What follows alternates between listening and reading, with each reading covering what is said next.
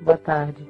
Iremos iniciar escutando a Ave Maria e logo após a leitura e o comentário do Evangelho segundo o Espiritismo, com a participação de Dona Gislaine Protásio.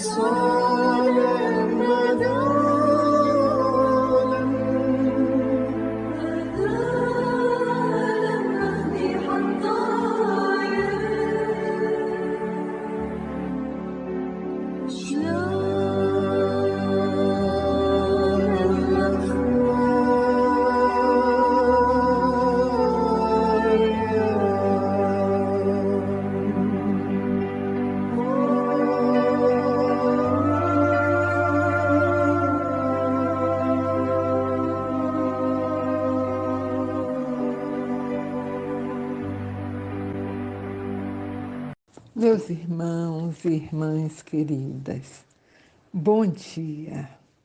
Mais uma vez aqui reunidos sob as bênçãos do nosso amado Mestre Jesus, pedindo que nos inspire para continuarmos estudando, refletindo, crescendo em direção ao bem, à paz, ao amor ao próximo, nesse entendimento sempre crescente.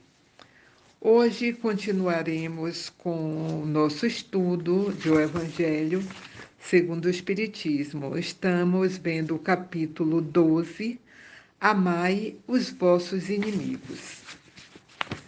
Se alguém vos bater na face direita, apresentai-lhe também a outra. Aprendestes que foi dito: olho por olho e dente por dente. Eu, porém, vos digo que não resistais ao mal que vos queiram fazer. Que se alguém vos bater na face direita, lhe apresenteis também a outra. E que se alguém quiser pleitear contra vós, para vos tomar a túnica, também lhe entregueis o manto. E que se alguém vos obrigar a caminhar 1000 passos com ele, caminheis mais 2000.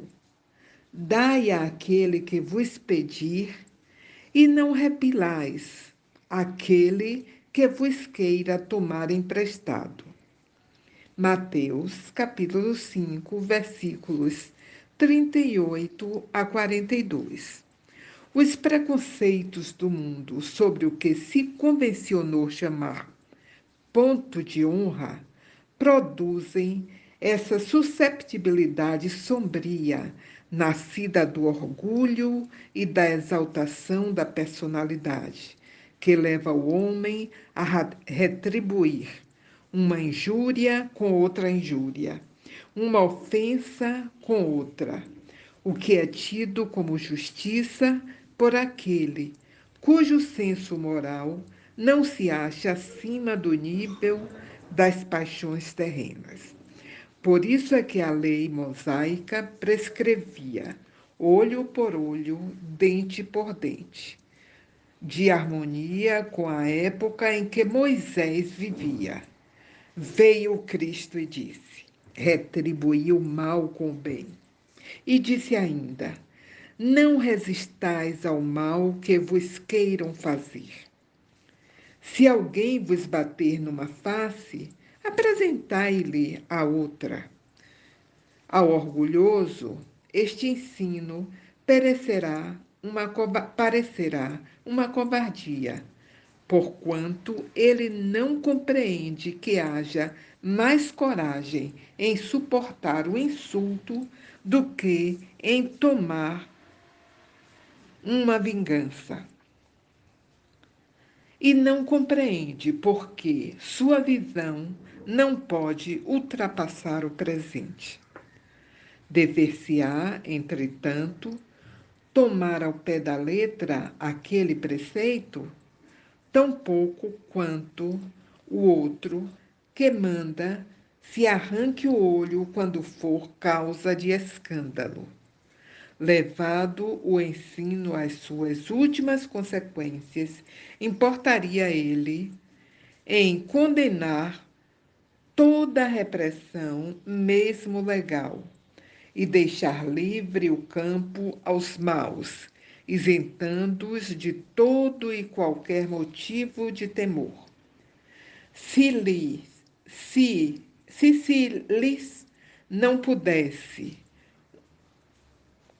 não pusesse um freio às agressões, bem depressa todos os bons seriam suas vítimas. O próprio instinto de conservação, que é uma lei da natureza, obsta a que alguém estenda o pescoço ao assassino, enunciando, pois, aquela máxima: não pretendeu Jesus interdizer toda a defesa, mas condenar a vingança, dizendo que apresentemos a outra face àquele que nos haja batido numa. Disse, sob outra forma, que não se deve pagar o mal com o mal, que o homem deve aceitar com humildade tudo o que seja de molde a lhe abater o orgulho, que maior glória lhe advém de ser ofendido do que de ofender, de suportar pacientemente uma injustiça do que de praticar alguma, que mais vale ser enganado do que enganador, arruinado do que arruinar os outros. É, ao mesmo tempo, a condenação do duelo, que não passa de uma manifestação de orgulho. Somente a fé na vida futura e na justiça de Deus, que jamais deixa impune o mal, pode dar ao homem forças para suportar com paciência os golpes que lhe sejam desferidos nos interesses e no amor próprio. Daí vem o repetirmos incessantemente: lançai para diante o olhar, quanto mais vos elevartes para pelo pensamento, acima da vida material, tanto menos vos magoarão as coisas da terra. Instruções dos Espíritos. A vingança. A vingança é um dos últimos remanescentes dos costumes bárbaros que tendem a desaparecer dentre os homens. É, como o duelo, um dos derradeiros vestígios dos hábitos selvagens sob cujos guantes se debatia a humanidade. No começo da era cristã, razão porque a vingança constitui indício certo do estado de atraso dos homens que a ela se dão e dos espíritos que ainda as inspirem. Portanto, meus amigos, nunca esse sentimento deve fazer vibrar o coração de quem quer que se diga, e proclame espírita. Vingar-se é, bem o sabeis, tão contrário àquela prescrição do Cristo, perdoai aos vossos inimigos, que aquele que se nega a perdoar não somente não é espírita, como também não é cristão. A vingança é uma inspiração tanto mais funesta quanto tem por companheiras assíduas a falsidade e a baixeza. Com efeito, aquele que se entrega a essa fatal e cega paixão quase nunca se vinga a céu aberto. Quando é ele o mais forte, cai qual fera sobre o outro, e quem chama seu inimigo, desde que a presença deste último lhe inflame a paixão, a cólera, o ódio. Porém, as mais das vezes assume aparências hipócritas, ocultando nas profundezas do coração os maus sentimentos que o animam. Toma caminhos escuros, segue na sombra do inimigo, que de nada desconfia e espera o momento azado para, sem perigo, feri-lo. Esconde-se do outro, espreitando-o de contínuo, prepara-lhe odiosas armadilhas e, sendo propícia a ocasião, derrama-lhe no corpo o veneno. Quando seu ódio não chega a tais extremos, atacam-o então na honra e nas afeições. Não recua diante da calúnia, e suas pérfidas insinuações, habilmente espalhadas a todos os ventos, se vão avolumando pelo caminho. Em consequência, quando o perseguido se apresenta nos lugares por onde passou o sopro do perseguidor, espanta-se de dar com semblantes frios, em vez de fisionomias amigas e benevolentes que outrora o acolhiam. Fica estupefato quando mãos que se lhe estendiam agora se recusa a apertar as suas. Enfim, sente-se aniquilado ao verificar que os seus mais caros amigos e parentes se afastam e o evitam. O covarde que se vinga assim é 100 vezes mais culpado do que o que enfrenta o seu inimigo e o insulta em plena face. Fora, pois, com esses costumes selvagens. Fora com esses processos de outros tempos.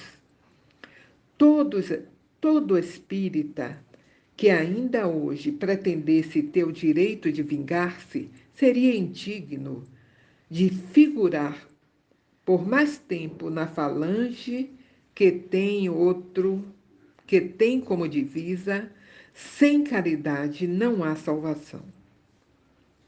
Mas não posso deter-me a pensar que um membro da grande família espírita ouse jamais, de futuro, ceder ao impulso da vingança, senão para perdoar.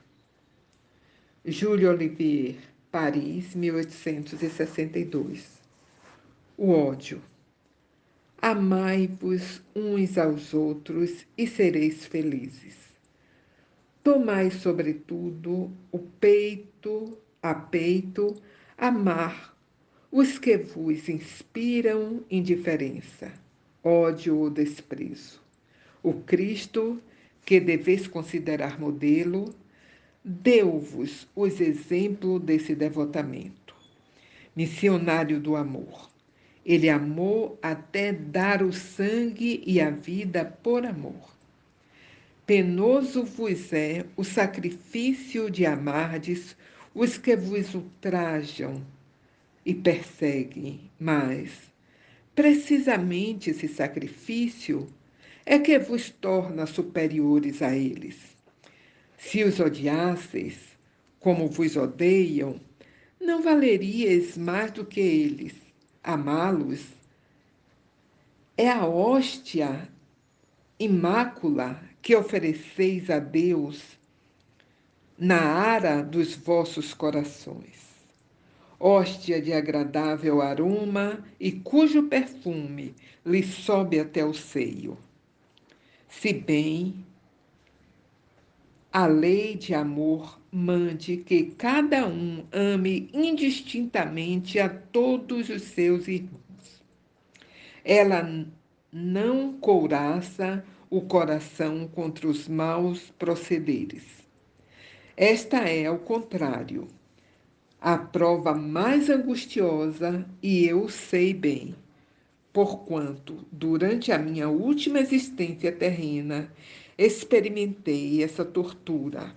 Mas Deus lá está e pune nesta vida e na outra os que violam a lei de amor.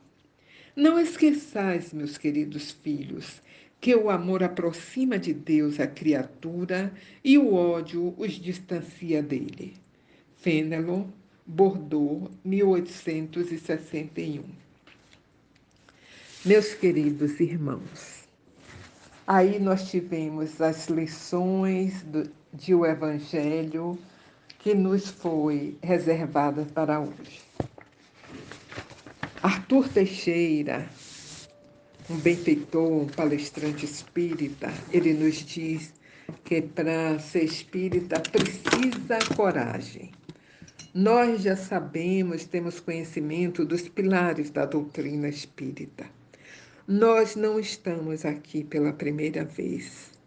Esta, que nós estamos vivendo agora, é a mais especial, é a mais excelente que nós já vivemos até agora. Portanto, não vamos nos prender à lei mosaica que era necessária naquele momento, que nos dizia olho por olho, dente por dente. Mas já veio o Cristo depois. Temos o Cristo como nosso mestre e guia, que veio nos demonstrar, nos exemplificar o amor. Então, amemo-nos uns aos outros.